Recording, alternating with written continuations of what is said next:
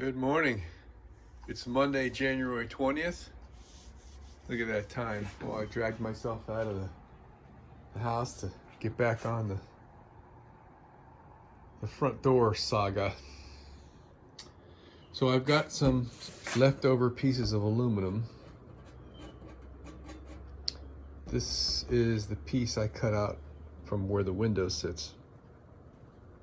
And I think I'm going to use this to mask off the painted area of the door. So when I buff the aluminum, I don't have to worry about the buffing wheel touching the painted area. So to start, I want to trim up and clean these edges. I'm going to use a table saw with my carborundum blade down in there. I could actually probably use this guy. I think we'll go with the carborundum blade. I think we'll get a smoother finish. So one of my challenges to running thin material on my table saw is that the fence is up off the table. So something like this sheet metal can go up underneath there and the fence becomes useless. So I've got this piece of Delrin plastic I bought years ago for a project that I never did. So I set the Delrin down onto the surface of the table saw for zero clearance, if you will, underneath, and clamp it. There's a little bit of a natural bow to this way. So I only have to clamp it in the middle and it keeps the whole thing tight up against the fence. So now when I put the aluminum up against the table saw Delrin, it won't go up underneath. So we're going to set for a super light cut and give this a trim. I think I'll actually put my helper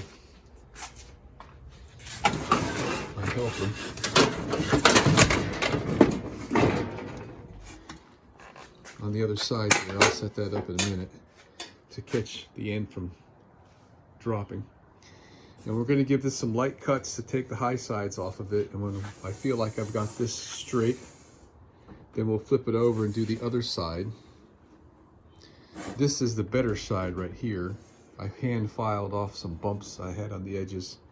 So this will be, you know, our best shot at what's going on. I see I got a couple dents in it.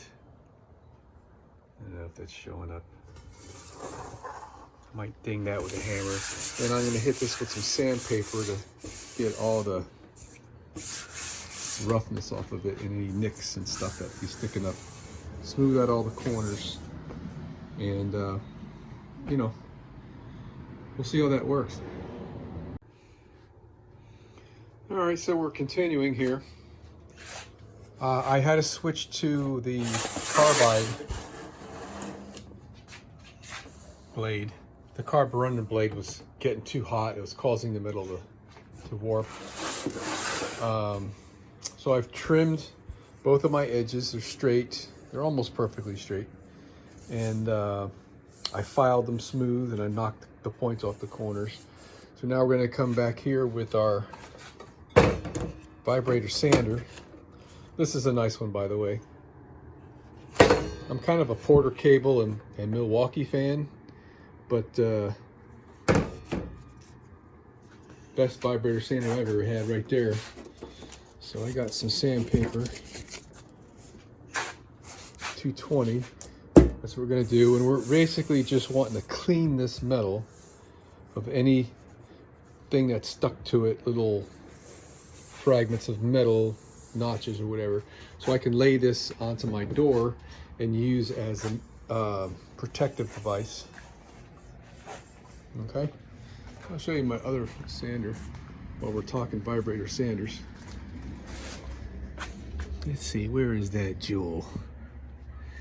Right here. All right, it's noisier and it vibrates more, and there's a O-ring that's inside of it. It's supposed to be an O-ring. It goes on that little nub right there to stop this thing from freewheeling. and it doesn't last. I wonder if it's down in there. There's the other pulley way down in there, the shiny aluminum piece. So it's like a pulley to a pulley system with a belt on it. That is stationary, so it acts like a brake. Very nice, simple system, but the frickin' O-ring things don't last. All right, so that's that. Let me get started on this thing.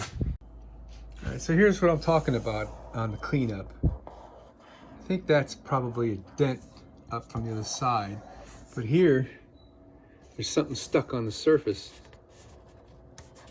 There. Right there. So that's what we're doing, is we're cleaning this thing up. All right, so we got our piece of scrap aluminum. Again, it's the piece that was cut out of this opening, which means nothing, but got a couple pieces of wood holding up this corner. And so here's the idea, anyway. I can buff this down without accidentally getting into the wood with the buffer or getting crud on the wood from the polishing compounds. So it'll take a couple of movements, right? But I think it's going to work out. All right, we're going to give it a try. This is kind of interesting. Look at the angularity we have here. Let me flip it over and double check what's going on. I'm pretty sure I know what's going on. Yeah. So my metal is square. This is how unsquare the door is in order for it to match the shape of the opening in the bus. Interesting, huh? All right, so flipping it over now, I see I got a little bit of a thing here, so I'm going to flip it back the other way. It lays better. I'll probably put a clamp here, right? And maybe something over here. And I'm going to start to work on this with my Zephyr polishing kit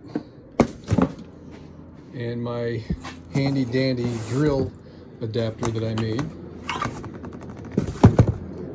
And we're going to see if my drill is going to be enough of a power tool to power this wheel and save me from having to go buy a variable speed polisher. We're getting ready to give it a go. So I got my drill. This is my fastest drill. It's 2,500 RPM. It's not the right tool, or not the recommended tool anyway, because they want you to use an angle grinder at about 3,000, 3,500 RPM. But we're going to give it a try, see how it goes, and maybe it'll suffice for this job. All right, wish me luck. All right, so this is my first use of this product. I melted a little bit of this stuff onto the wheel. And imagine it needs to get more embedded in it to really do its thing. It's a very fast cut. But now that I've used that, that's the coarsest grit. I can see where I could have actually sanded this a little bit more thoroughly to get the scratches out of it before I buff it. Let me give this a little bit more and see if it's worth it to continue with this, or should I stop and use some 600 or maybe 1,000 grit wet sanding on there. I'd like to avoid the wet sanding so that I don't have to deal with the moisture issue before I paint. All right, there's my second shot at it, and it really takes it down. I'm not going to need to sand it. I'm through all those little surface defects. And by the way, it was an excellent idea to put this piece of sheet metal down, so I don't have to try to go easy on the plywood down there. So yeah, look at that, huh? And that's just with the first step.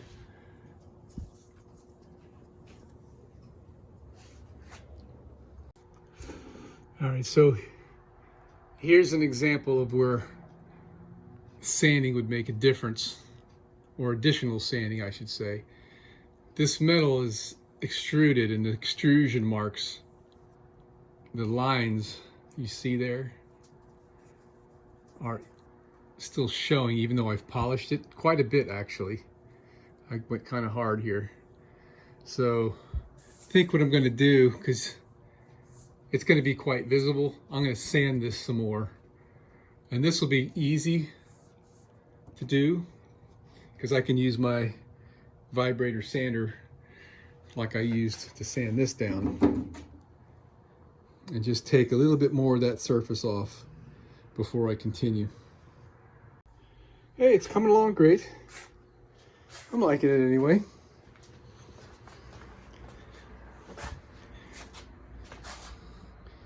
All right, the sanding with the 260 grit on the vibrator did a great job. It could have been finer and it could have been more thorough, but you know, that's a good enough finish for me. I mean, I'm not trying to make this thing absolutely perfect.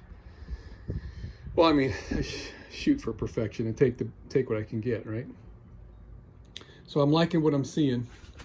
We're gonna go ahead and go around the whole thing with our coarse wheel. I'm gonna hit this with the sander first, and then we'll come back with the finer grade of rouge. I mean, that's meeting my expectations there, actually. I mean, it's not perfect. It's still got some extrusion marks in it and stuff, but you know, I'm happy with that. I'm actually thinking, I think I need a little bit more right there. See that, like, I don't know if it shows up.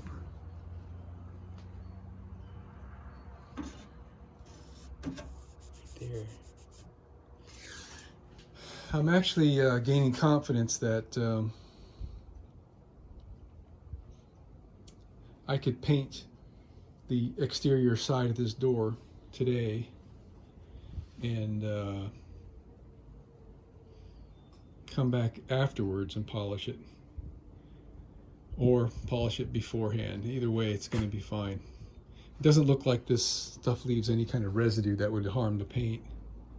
I mean, there's a little bit of crud, but nothing I couldn't wipe off with some isopropyl alcohol.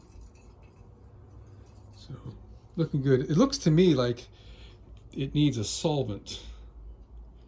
I mean, this is the first time I'm using these products, but the aluminum is building up on here, and it looks like we got to get this stuff off of there.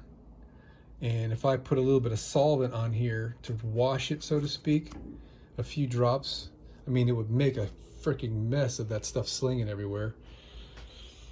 But I'm just gonna keep on going.